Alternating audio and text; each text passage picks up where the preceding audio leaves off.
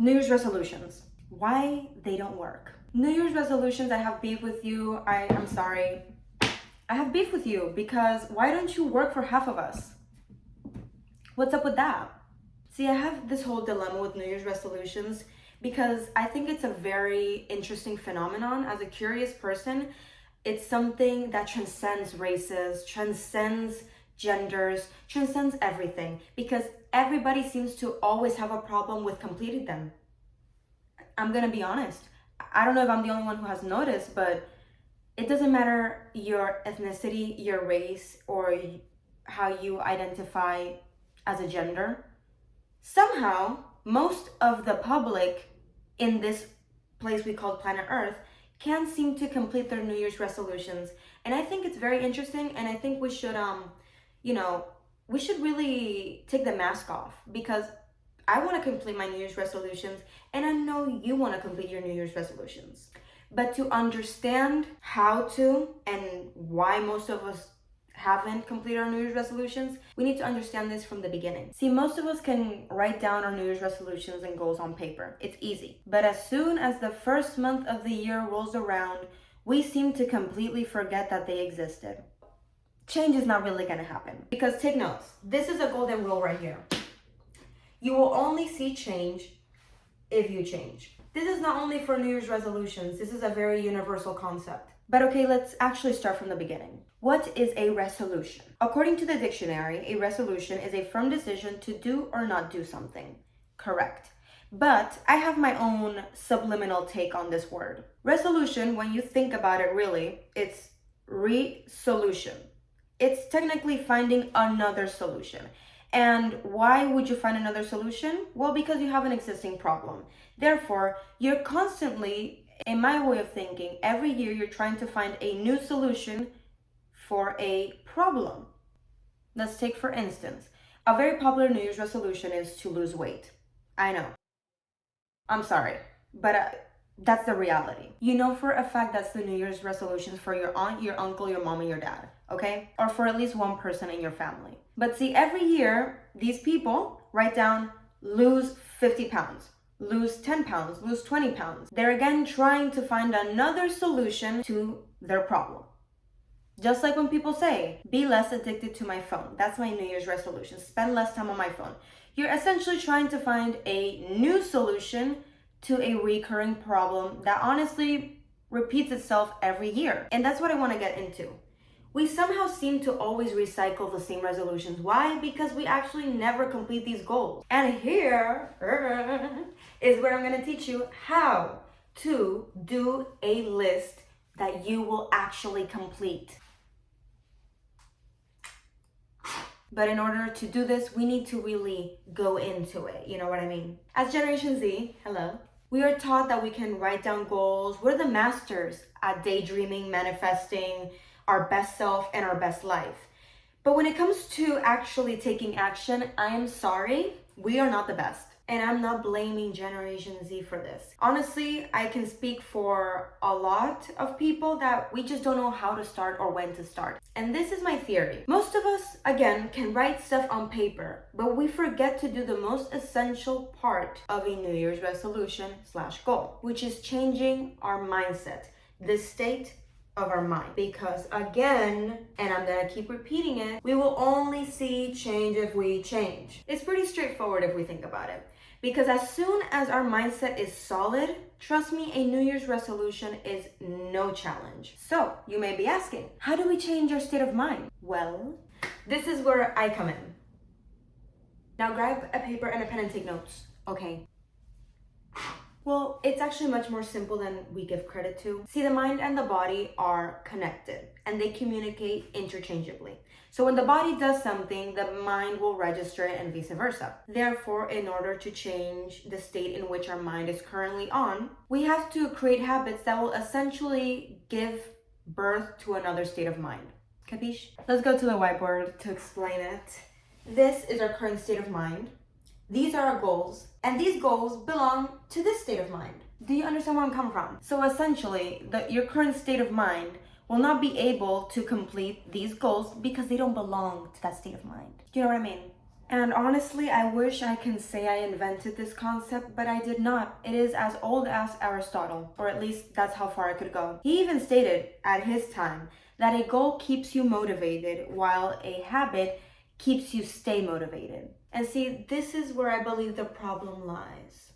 Most of us have millions of New Year's resolutions and goals that we want to complete, but very few of us actually create the habits that will essentially allow us to reach these goals. Why? And I'm gonna throw some shade because, we need to be humbled sometimes. Well, because to create a habit, to follow a habit, means you need to work harder. I know.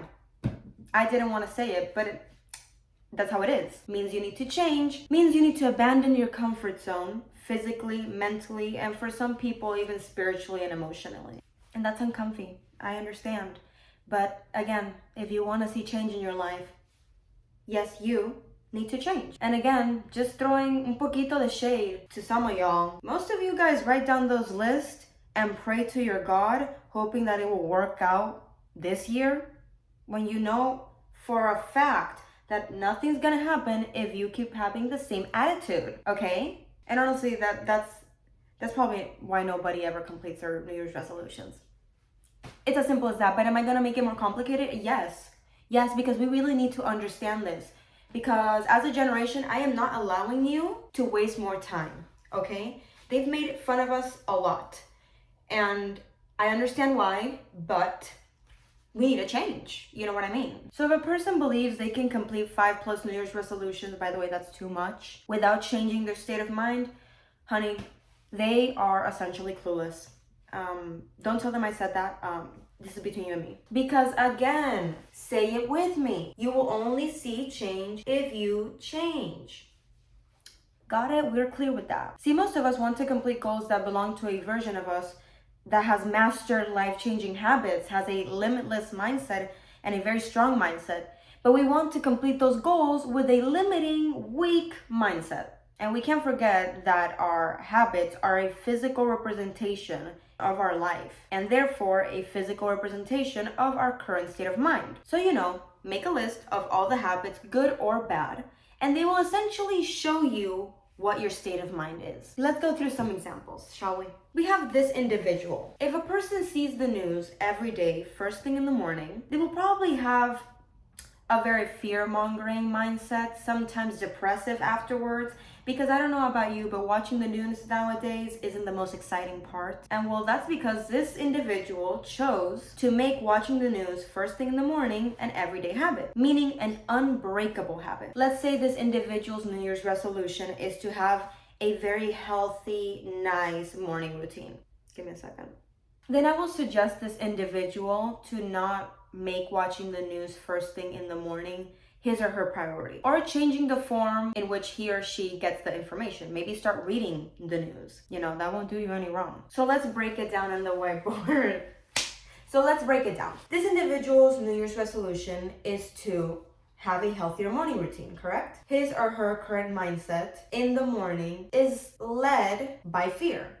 Let's just say that. I'm not saying the news create fear for everybody, but there has been studies that it does for most people. So now that we have his or her goal and his or her current state of mind in the morning, we can figure out what is the best way to change his or her mindset in order to reach their goal of having a healthier morning routine. Meaning they would have to implement a new habit that will change the state of their mind in the morning. For instance, instead of watching the news, maybe reading the news while you're outside. See, you're still reading the news. You didn't stop doing what you like doing, but now you're not overwhelming your body with information. Because we don't realize that our body uses a lot of focus to watch the news. We hear it, we look at it, and then we create emotions that affect us biologically. And not only that, now you're physically and mentally more relaxed. And now you can actually enjoy the news. See, this math they don't teach you at school. So, you're welcome. Now, this is for my Gen Z. Honestly, at this point, I include all generations. The habit of grabbing your phone for absolutely no reason. Why do we do it?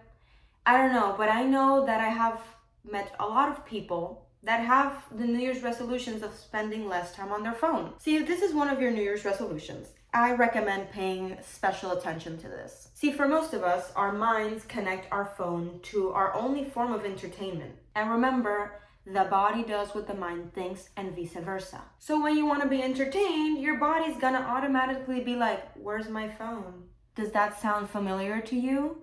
Don't be lying, because I know it does. Now, with all the research that we've done, we can say that you are in a state of mind in which you only find entertainment through technology. That is your current state of mind. And again, we're gonna go to the whiteboard. This is your goal, to spend less time on your phone. And your current state of mind is finding entertainment through your phone. Now, this is your New Year's resolutions, which is to spend less time on your phone. Now, like I said, we can implement habits and change our day-to-day in order to change our mindset and reach our goals. One habit can be not waking up with your phone as your alarm, literally getting a physical alarm clock, hitting it like normal people to wake up. Once you touch your phone to turn your alarm off, most of us, let's be honest and admit, we start doom scrolling on our phone because it's already in our hand, and boom, we started the day being addicted to our phone again. Honestly, I don't know why these people exist, but to you guys that read on your phone, you're a different type of breed. That's all I'm saying. I'm gonna leave it at that. I'm not gonna judge. But if you're reading on your phone, try to read a physical book. Just try. It's just a simple recommendation that I'm giving you, And the most simple of all, get another form of entertainment, love. If you like those cottagecore vibes, make a garden. If you like watching dancing videos, take a dancing class. If you just simply love Bob Ross, take a painting class. Honor him. Do you know where I'm coming from? Now, there's also something subliminal about writing down our goals and resolutions. And it's the part that we should reword the way we refer to our goals and resolutions. Instead of telling ourselves to stop doing something because we're doing it wrong and we're a failure and we should do it better, we should write down things that will essentially kind of make that problem not exist. See, I have two examples. The example of stop using my phone, instead of writing stop using my phone, which we're kind of attacking ourselves for a reason, instead of writing that, write down take a painting class once a week, take a cooking class once a week. Find other interests. If you know your entertainment only comes from your phone, find another form of entertainment. Another very popular one is eating better. I want to eat better. I want to be healthier. Instead of writing down eat better this new year, write down make a home-cooked meal every week. Learn more about food. Because trust me, once you know what good food and bad food does to your body, you're gonna eat better. Trust me. Essentially, don't give your bad habits any more attention. Because just like Uncle Joe Dispenza said, where you put your attention, you put your power. So, mis amigos, for this new year, I challenge you, yes, I challenge you, to change your state of mind in order to change your state of life. Cheers! East side with it, 7 tray kid, got a mag in the glove, put the dub on the finish.